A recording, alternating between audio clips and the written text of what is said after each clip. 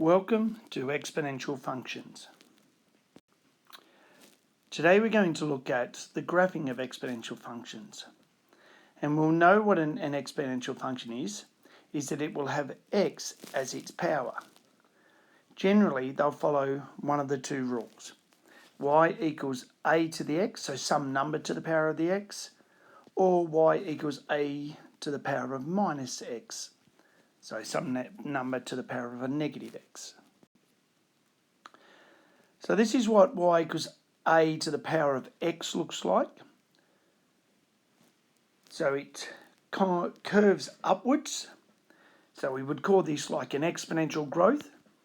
And it passes through the point 0, 1. So it passes the y-axis at 1. It approaches the x-axis but never actually touches it.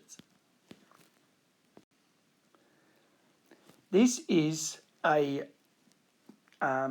y equals a to the minus x. So in this case, I've used 2 to the minus x.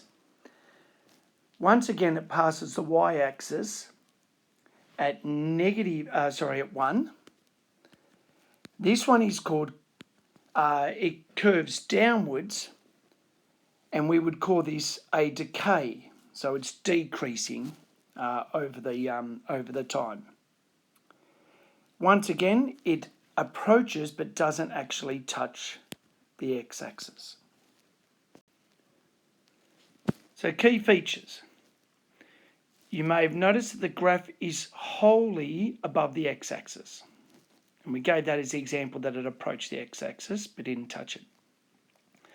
So for that case, it's impossible for the y values to be 0 or negative. The graph always passes through 0, 1. That is, it passes the y-axis at 1.